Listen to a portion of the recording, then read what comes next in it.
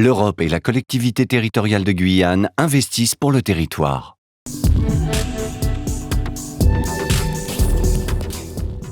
La CTG gère le Fonds européen de développement régional. Doté d'une enveloppe de 338 millions d'euros pour la période 2014-2020, le FEDER finance notamment les projets de recherche, d'innovation, du numérique et d'efficacité énergétique. Il permet également d'accompagner les entreprises de leur création à leur développement.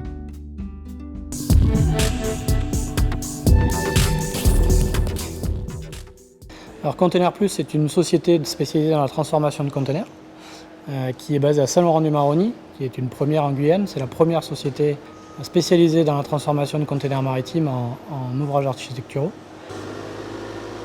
Container Plus a participé à un appel à manifestation d'intérêt dans le cadre du programme FEDER. L'idée, c'était de pouvoir réaliser un outil innovant et adapté aux contraintes de construction qui relèvent de la transformation de containers. On est sur des investissements qui sont extrêmement lourds puisqu'il nous faut quand même du matériel important, donc un atelier comme ici, du matériel de levage, du matériel de découpe, du matériel de transformation, donc c'est des investissements qui sont importants. L'investissement qu'on a réalisé est un peu supérieur à 600 000 euros. Globalement, un container, ça reste une boîte en métal, donc on en fait à peu près ce qu'on veut. On a des contraintes de taille, mais après on en fait absolument toute œuvre architecturale. Donc ça peut être des bureaux, ça peut être des vestiaires, ça peut être des maisons, des appartements, ça peut être des ateliers de transformation de produits agroalimentaires. Il n'y a absolument aucune limite dans la construction qu'on peut faire avec ce genre d'outils. Mais on fait tous nos achats en Guyane et on ne travaille qu'avec du personnel guyanais. Donc l'idée, c'est vraiment de créer une entreprise guyanaise pour le marché guyanais et ça, on en est extrêmement fiers parce que jusqu'à maintenant, ça fonctionne très très bien. La commune de Saint-Laurent-du-Maroni connaît un accroissement démographique très important et jusqu'à présent, jusqu'avant la création de cet ouvrage, toutes les eaux usées de la ville étaient traitées sur une petite lagune à Fatima dimensionnée pour 6 000 équivalents habitants. Donc d'un point de vue réglementaire, il était nécessaire de construire un autre ouvrage. Donc cette station d'épuration est dimensionnée cette fois pour 40 000 équivalents habitants. Donc elle est dimensionnée, on estime, pour une durée de 15 à 20 ans, suivant l'accroissement de la population de la commune de Saint-Laurent. La station fonctionne sur un principe de type bout activé. Donc on a des ouvrages de pré-traitement qui permettent d'enlever les éléments grossiers, les déchets, le sable, les graisses. Ensuite, les eaux sont dirigées vers deux bassins dits à bout activé, où là les bactéries vont dégrader la pollution organique contenue dans l'eau.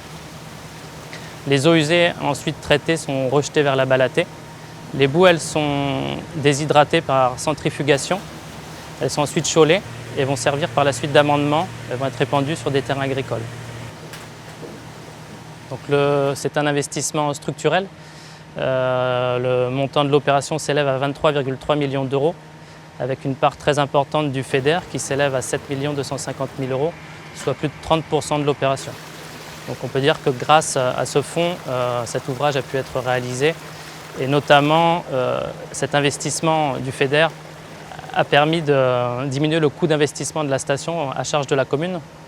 Et donc ça a une répercussion sur la facture d'eau des usagers qui est bien moindre. Donc on n'a pas eu à répercuter le coût d'investissement de cet ouvrage sur la facture d'eau des usagers.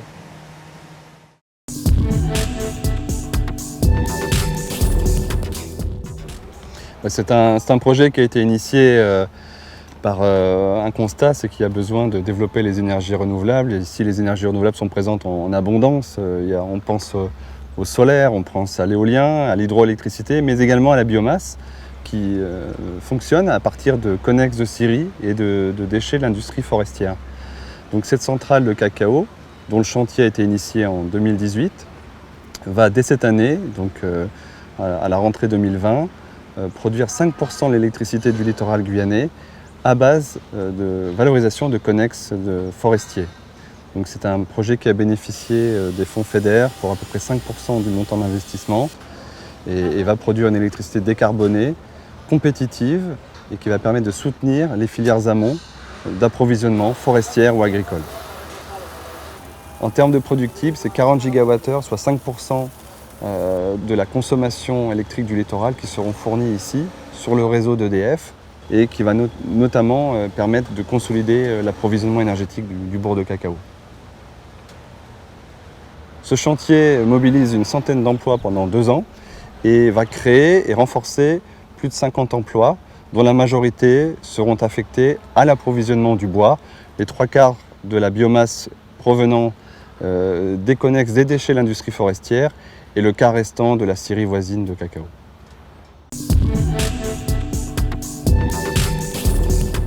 Nous sommes à la brasserie guyanaise où l'on produit 4 types de bières, donc blonde, blanche, ambrée et brune. Et donc cette brasserie produit à l'heure actuelle environ 1400 hectolitres, ce qui représente grossièrement en nombre de bouteilles à peu près donc 200 à 300 000 bouteilles par an. Je pense que Non, mais là je peux là. Alors pour faire de la bière, eh bien, il nous faut 4 ingrédients. Tout d'abord de l'eau, donc ça c'est l'eau guyanaise évidemment que nous allons utiliser. Ensuite nous utilisons des céréales qui sont principalement de l'orge, du blé, mais aussi donc alors ce n'est pas une céréale mais en tout cas une source d'amidon que représente eh bien, le couac, c'est-à-dire cette farine de manioc guyanaise. Et ensuite nous utilisons du houblon, une plante qui va donc aromatiser et donc apporter de l'amertume à la bière. Et ensuite donc de la levure pour eh bien, transformer tout cela en bière. Les bouteilles donc, que nous utilisons pour donc faire nos bières viennent principalement d'Europe parce que nous n'avons pas de producteur de bouteilles à proximité de la Guyane. Donc faire venir ces bouteilles d'Europe eh bien, représente un coût substantiel puisque il faut imaginer que le coût de la bouteille va être multiplié par 2 tout simplement par l'effet du transport. Et effectivement, donc l'aide au fret nous permet eh bien, de diminuer donc ce coût pour avoir des coûts de bouteille qui soient plus raisonnables donc, et être compétitifs sur le marché guyanais. L'Europe et la CTG soutiennent les entreprises locales.